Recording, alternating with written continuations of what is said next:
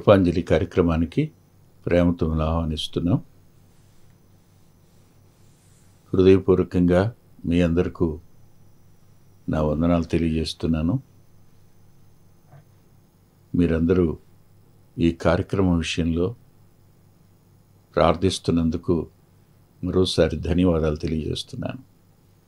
ఎన్నో సంవత్సరాలుగా ఈ కార్యక్రమం ఏ ఆటంకం లేకుండా ధారావాహికంగా కొనసాగడానికి కారకులైన మన ప్రభువుకు హృదయపూర్వకమైన కృతజ్ఞత చెల్లిస్తున్నాను. వాస్తవానికి లైమ్లైట్లోకి రావడానికి నా మనసు అంగీకరించలేదు. బలవంతంగా నేను ఇందులోనికి వచ్చాను. మరుగ్గా ఉండాలనే ఆలోచన ఉండేది, మరుగు కాలేకపోయినాను. అలాగే నేను చనిపోయిన తరువాత నేను రాసిన పుస్తకాలు అచ్చు వేయించమని అడిగాను, కానీ అది కూడా సాధ్యం కాలేదు. బ్రతికి ఉండగానే ఎంతో కొంత 10 మందికి పరిచయమైన అనుభవంలోకి వచ్చాను. కానీ నాకు భయం ఉంది. దయచేసి నా కోసం ప్రార్థన చేయండి. అదేమిటంటే దేవుని మహిమను దొంగిలించే ప్రమాదం ఉంది. ఎన్నడూ ఆయన మహిమను దొంగిలించకుండా ఉండాలని నా కోసం ప్రార్థనలు జ్ఞాపకం చేసుకోండి. అంత మాత్రమే కాదు, ప్రతి ఒక్కరం ఒకరోజు చనిపోతాం. కానీ ఒక మాట చెప్తాను, సేవకునికి అభిమాన సంఘాలు ఏర్పాటు చేయకండి. ఈ వ్యక్తిని మీరు అభిమానించటం వేరు, అతన్ని దేవుని స్థానంలోకి తెచ్చేయటం వేరు, పొగడడం వేరు. ఎప్పుడూ అలా చేయవద్దని నేను హృదయపూర్వకంగా మిమ్మల్ని బ్రతిమాలుతున్నాను. నాయుడుపేటలో మీలియస్ అనేటువంటి ఒక మిషనరీ వచ్చి అక్కడ వెంకటగిరి, కాళహస్తి ఆ ప్రాంతాల్లో ఆ రోజు పరిచర్య చేశారు. వెంకటగిరి రాజుగారి దగ్గర నుండి అక్కడ మందిరం కట్టడానికి స్థలాన్ని సంపాదించినవాడు ఆయన. ఆయన చనిపోయే ముందు ఓ మాట చెప్పాడు, ఈ మీలియస్ అనేవాడు చచ్చిపోతాడు, వాడిని గురించి మీరు పొగడొద్దు. వాడు చచ్చిపోగానే ఒక్కొక్కకు కాలుకు తాడుగట్టి లాగేస్తారే, అలాగే వాడిని కూడా ప్రక్కనే ఉన్న స్వర్ణముఖి నదిలోకి లాగేయండి.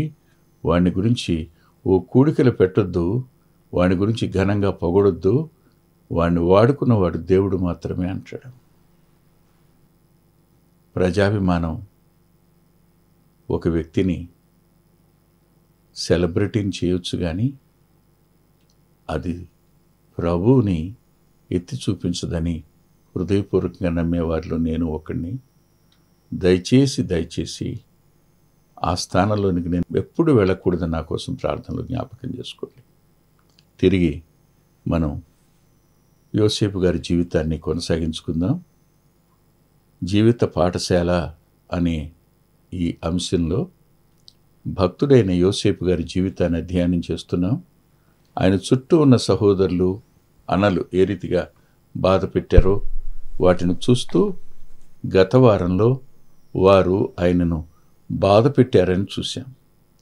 బాధ పెట్టిన వారికి దేవుడు ఎలా చేస్తాడో కూడా చూశాం. అంతేకాదు, వారు ఆయనను అవమానించారని, అవమానించకపోతే ఇష్మాయేలీలు యూదులకు ఏమవుతారు? దాయాదులు కారా? దాయాదులకు మధ్య ఏముంటుంది చెప్పండి? చెప్పలేనంత కక్ష ఉంటుంది, పగుంటుంది, ద్వేషం ఉంటుంది. ఒక్కడు దొరికితే అతన్ని ఎంత అవమానిస్తారో, ఏ రీతిగా అతన్ని కష్టపెడతారో చెప్పడానికి వీలు కాదు. వాళ్ళకి అమ్మేశారు వీళ్ళు. దాన్ని అవమానం అనక ఏమనాలి? అమ్మేసుకున్నారు. ఆ వస్త్రం తీసేసుకుని అమ్మేసుకున్నారు.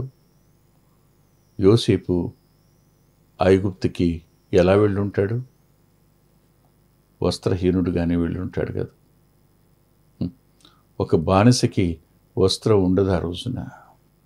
ఇంట నాన్న మనసులో ఓ ఉన్నతమైన స్థానం ఉన్నవాడు, పరలోకంలో దేవుని దృష్టిలో ఓ ఉన్నతమైన స్థానానికి భవిష్యత్తులో రావాలనే ప్రణాళికలో ఉన్నవాడిని ఎంతగా అవమానించారు రక్త సంబంధులు, ఎంత బాధ పెట్టారు, అమ్మేశారు కదా.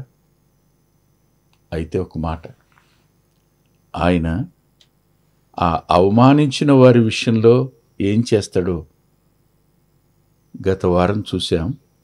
మరొక మాట కూడా చూడడానికి ఆ విషయంలో ప్రయత్నం చేద్దాం. అది కీర్తన గ్రంథంలో 69వ కీర్తన దావీదు గారు రాస్తూ ఇలా రాశాడు. ఏమని రాశాడంటే, ప్రభువా, సైన్యములకు అధిపతికి యెహోవా, నీ కొరకు కనిపెట్టుకున్న వారికి నా వలన సిగ్గు కలగనీకుము. ఇశ్రాయేలు దేవా, నిన్ను వెదకు వారిని నా వలన అవమానము నొందనీకుము అన్నాడు. నా వలన నిన్ను వెదకేవారు అవమానం పొందకుండా ఉందురుగాక అంటాడు. నాకెక్కడో మనసులో ఇలా అనిపించింది, ఒక వ్యక్తి తప్పు చేశాడు అని విన్నప్పుడు, అది సత్యమైనప్పుడు అతనిని బట్టి అనేక మంది తమ అభిమానం రెక్కలు కట్టుకుని ఎగిరిపోయినప్పుడు అవమానంలోనికి వెళ్ళిపోతారు. అలాంటి పరిస్థితి నా జీవితంలోనికి రానియొద్దని దావీదు గారు విజ్ఞాపన చేశాడు. చాలాసార్లు మన ప్రసంగాల కంటే మన సాక్ష్యం బిగ్గరగా అరుస్తుంది. ప్రసంగం చిన్నగా ఉంటుంది, కానీ సాక్ష్యం చాలా పెద్దగా గొంతేసుకుని అరుస్తుంటుంది. భార్యను ప్రేమిస్తున్నాను అని చెప్పే వ్యక్తి భార్యను బాధ పెట్టేవాడైతే మీరే చెప్పండి. ప్రేమ గలవాడినని చెప్పి ద్వేషించేవాడుగా ఉంటే, పరిశుద్ధంగా ఉండమని చెప్తూ పాపంలో బ్రతుకుతూ ఉంటే, ఒకానొక దినాన్న ఎవరు అభిమానిస్తారో వారు తల ఉంచుకోవలసిన పరిస్థితి ఏర్పడుతుంది. దానిని కూడా అంగీకరించలేదు ఈ భక్తుడు. కానీ దావీదు గారికి వచ్చిన అవమానం ఎలాంటిదో మీరు ఎప్పుడైనా ఊహించారా? యోసేపుకి వచ్చిన అవమానం, దావీదు గారికి వచ్చిన అవమానం. భక్తులందరూ అవమానాల గుండా ప్రయాణించిన వారే. ఈ అవమానాలన్నింటి గుండా ప్రయాణిస్తున్నప్పుడు అత్యున్నతంగా అవమానపరచబడిన వారు ఎవరైనా ఉంటే మన ప్రియరక్షకుడు కాడ. వాస్తవానికి ఆయన జననాన్ని జ్ఞాపకం చేసుకోండి. అది ఆశ్చర్యకరమైన జననమే, కానీ ఎక్కడ చోటైనా తెలుసా మనకి? తెలియదు కదా.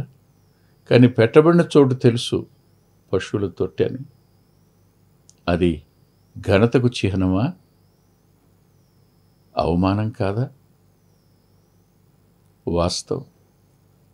సమస్తాన్ని సృజించినవాడు మానవునిగా జన్మిస్తే అతన్ని చంపడానికి హేరోదు సమకడితే ఐగుప్తుకు పారిపోవలసి రావడమా? సమస్తాన్ని మాట చొప్పున సృజించినవాడు ఆజ్ఞాపిస్తే దేవదూతలు 6 రెక్కల వేగంతో వెళ్ళడానికి, పనిచేయడానికి వారు తల ఉంచుతారే, అలాంటివాడు పారిపోవడమా?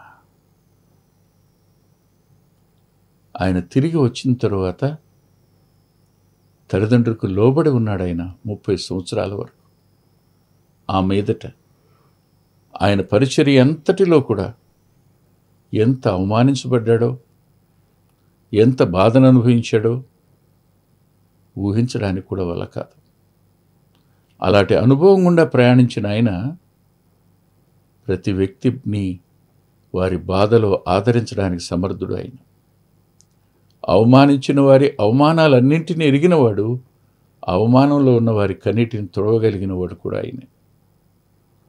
యోసేపు తన అన్నల చేత అవమానించబడ్డాడు. మూడవ మాట కూడా చూద్దాం. అతడు అన్యాయం చేయబడ్డాడు. అన్యాయమే చేశారు అనలు. అన్యాయం కాకపోతే ఏమిటో చెప్పండి. ఇప్పుడు నాన్న విచిత్రమైన నిలువుటంగి కుట్టిస్తే వీరికి అంత కష్టం వచ్చిందేమిటి? అతనికి 2 కలలు వస్తే ఆ కలలు చెప్తే ఆ కలల భావాన్ని మీరు ఊహించుకుని యోసేపు మీద పగబట్టారే. రక్త సంబంధి తమ తమ్ముడు అలాంటి వ్యక్తిని, తమ క్షేమాన్ని కనుక్కోవడానికి వచ్చిన వ్యక్తిని వారు ఏ రీతిగా చూశారు? ఈ దినాలలో క్షేమ సమాచారం కనుక్కోవడానికి మన క్షేమాన్ని ఆశించేవారిని అవమానించటం, మన క్షేమాన్ని ఆశించేవారిని బాధ పెట్టడం, మన క్షేమాన్ని ఆశించేవారిని మనం అన్యాయం చేయటం అనేది జరుగుతూనే ఉంది కదా. నాకు తెలిసిన ఓ సేవకుడు ఉన్నాడు. విచిత్రంగా ఒక మాట విని గబగబా వాళ్ళ దగ్గరికి వెళ్ళాడు. పరామర్శిద్దామని వెళితే అక్కడ తోటి సేవకుడు చనిపోతే అందరూ కలిసి ఇతన్ని చుట్టుముట్టి నువ్వే చంపేస్తుంటావు అని అంటే చెప్పండి ఎలా ఉంటుందో. ఏమీ తెలియని వ్యక్తి,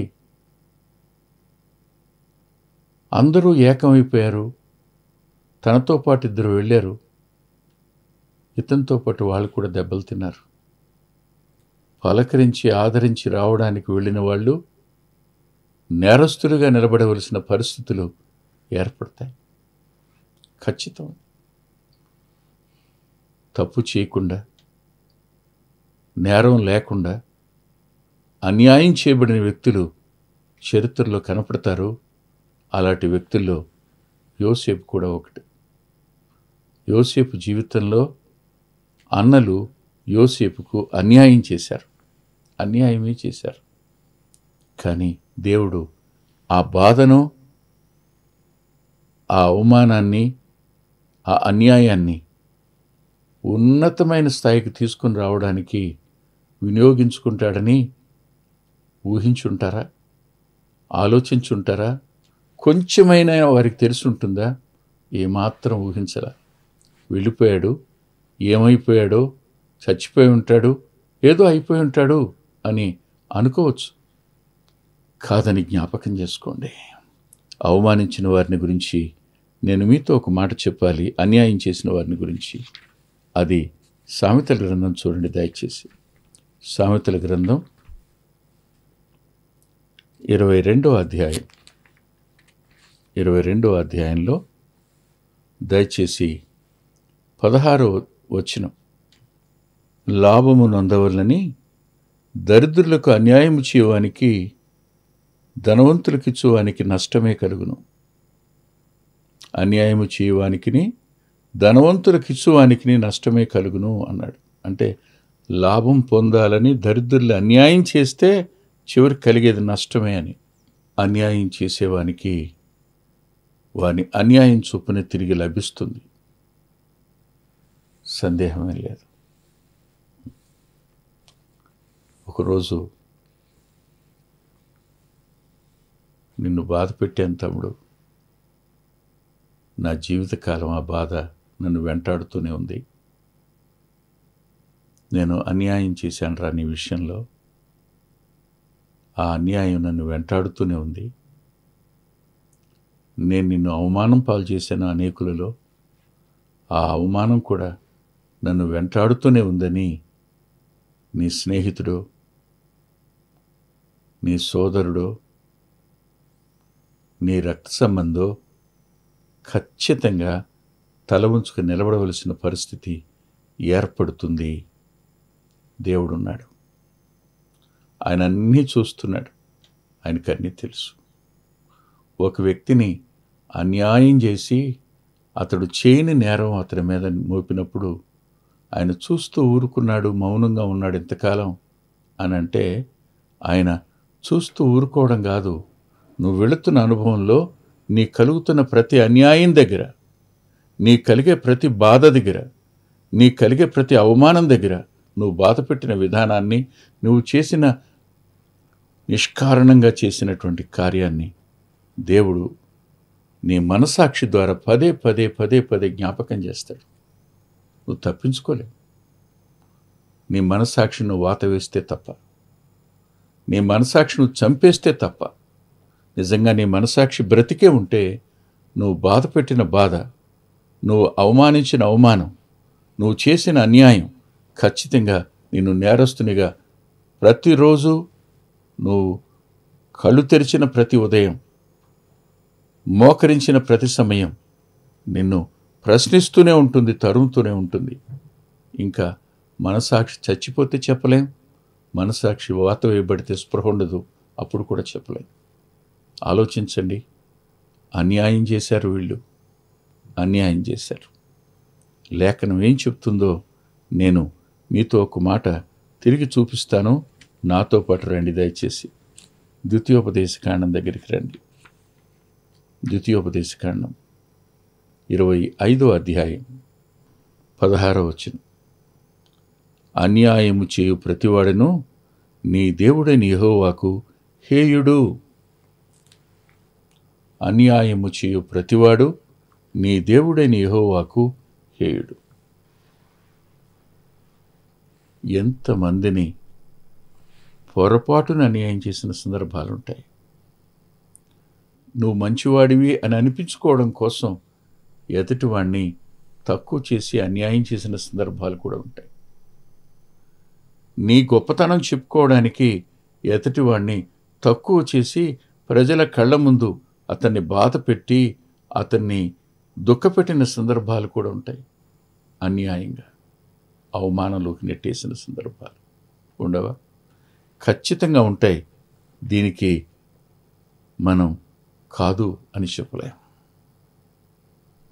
ఇప్పుడు చెప్పండి, యోసేపు ముందు నిలబడిన సహోదరులు అతన్ని బాధ పెట్టినవారు, యోసేపు ముందు నిలబడిన సహోదరులు అతన్ని అవమానించిన వారు, యోసేపు ముందు నిలబడిన సహోదరులు అతనికి అన్యాయం చేసినవారు. ఇలా అన్యాయం చేసిన వీళ్ళందరూ ఆయన ముందు నిలబడినప్పుడు చేతులు కట్టుకునే ఉంటారు కదూ. యోధా మాటల్లో కొన్ని చదివి నేను వినిపిస్తాను, దయచేసి మీరు చూడండి. ఏమన్నాడు చూడండి. 18వ వచనం. ఏలినవాడా ఒక మనవి, ఒక మాట ఏలిన వారితో తమ దాసుని చెప్పుకొననిమ్ము. నిజంగా కన్నీరేనండి. ఎవరిని అమ్మేయమని సలహా చెప్పాడో, చంపకూడదని రూబేన్ అన్న మాటను స్థిరపరిచాడు. రక్తం చిందించి దాచి ప్రయోజనం ఏమిటన్నాడు. కానీ వాళ్ళందరికీ తాను రిప్రజెంటేటివ్ అయి వారందరి తరపున నిలబడిన వాడుగా ఏమంటున్నాడు ఇప్పుడు? 16వ వచనం చదువుతున్నాను. ఏనిన వానితో ఏం చెప్పగలము, ఏమందుము? మేము నిర్దోషులమని ఎట్లు కనపరచగలం? దేవుడే నీ దాసుల నేరము కనుగొనెను. ఒకానొక దినాన్న దేవుని వ్రేలు నువ్వు అవమానించావు, నువ్వు బాధ పెట్టావు, నువ్వు అన్యాయం చేశావు అని నీ వైపు తన వేలు చూపినప్పుడు నువ్వు నిలబడి వేడుకోవలసిన విధానం ఇక్కడ స్పష్టంగా కనిపించటం లేదా? ఆలోచించండి ఒకసారి. ఒక్క మాట ఏలిన వానితో తమ దాసుకుని చెప్పుకొననిమో, తమ కోపము తమ దాసుని మీద రవులు కొననీయకమో, తమరు ఫరో అంతటి వారు కదా. ఒక అన్న తన ముందు నిలబడి ఈ మాటలు చెప్తున్నప్పుడు యోసేపు అంతరంగం సంతోషించి ఉంటుందనుకుంటున్నారా మీరు? ఆనందించి ఉంటుందనుకుంటున్నారా మీరు? లేదండి. యోసేపు కఠినుడు కాదు, యోసేపు దుర్మార్గుడు కాడు, యోసేపు వంచకుడు కాడు. యోసేపు ఆదికాండంలో కనిపించే ఓ అద్భుతమైన దేవుని ఛాయ. ప్రభు యొక్క గుణలక్షణాలు అతని జీవితంలో స్పష్టంగా కనిపిస్తుంటాయి. తమ తప్పు తెలుసుకుని మేము నేరస్తులమనే సత్యం గ్రహించిన వారు మాట్లాడే తీరు వద్ద ఆయన ఖచ్చితంగా కనికరం గలవాడు గనుక కరిగిపోయే స్వభావం అయింది. చూడండి, ఇంకా ఏమన్నారో చూడండి. 29వ వచనంలో అంటారు, మా నాన్న ఇలా అన్నాడు, ఇతనికి హాని సంభవించినడలా నెరిసిన వెంట్రుకలు గల నన్ను మృతుల లోకంలోనికి దుఃఖంతో దిగిపోవునట్లు చేయనని మాతో చెప్పాను అంటూ, నీ దాసుడైన మా తండ్రి అంటాడు. నీ దాసుడైన మా తండ్రి. యాకోబును నీ దాసుడు అన్నప్పుడు యోసేపు హృదయం ఎలా ఉంటుంది? తన అన్నలు, తన తండ్రి, నువ్వు మా మీద ఏలుబడి చేస్తావా అన్నవాళ్ళు కాదు. కానీ ఇప్పుడు ఏమైనా మాట్లాడుతున్నారు? ఆలోచించండి ఒకసారి. చాలామందికి ప్రభువుని గురించి తెలీదు. వారు ప్రభువు మీద కష్టం పెట్టుకుంటారు. కానీ ఒకానొక దినాన మానవ పాపాల కోసం సిలువలో తన రక్తాన్ని చిందించి మరణించి 3వ దినాన తిరిగి లేచిన వాడు 1000 ఏళ్ల కాలం ఈ ప్రపంచాన్ని పరిపాలించడానికి ఆయన మహారాజుగా రాబోతాడు ఒకరోజు. ఇవాళ ఎవరు కాదన్నారో వారు సజీవులుగా ఉంటే ఆయన రాజ్య పరిపాలన కింద ఉండవలసిందే.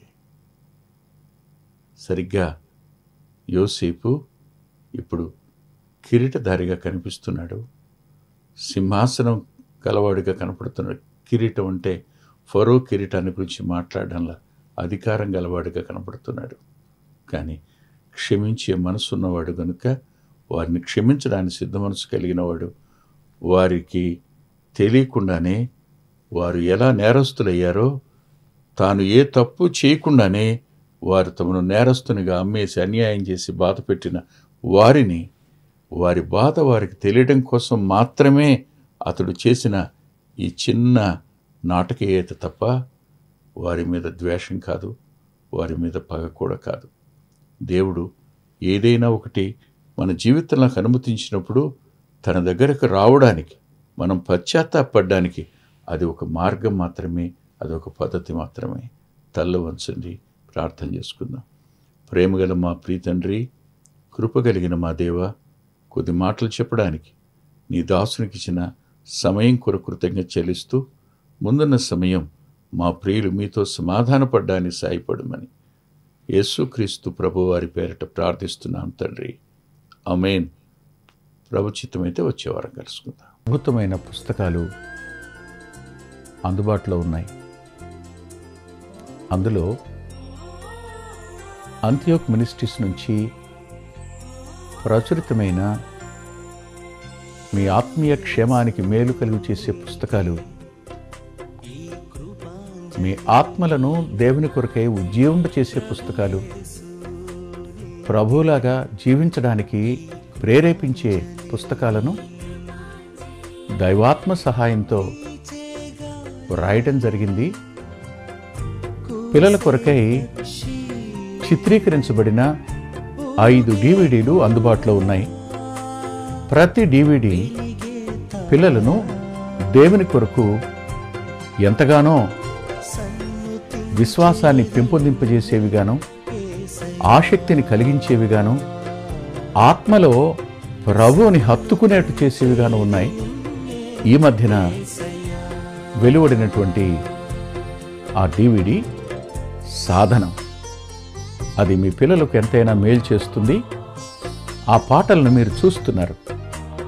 వాటన్నిటినీ మీరు పొంది ఆత్మీయంగా మేలు పొందాలని ఒక దైవ సేవకునిగా మీకు మనవి చేస్తున్నాను.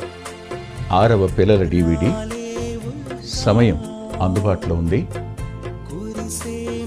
5 చూసిన వారు 6వది కూడా మీ పిల్లలకు చూపించి మీరు చూచి అంతరంగంలో దేవుణ్ణి స్తుతిస్తారని నమ్ముతున్నాను.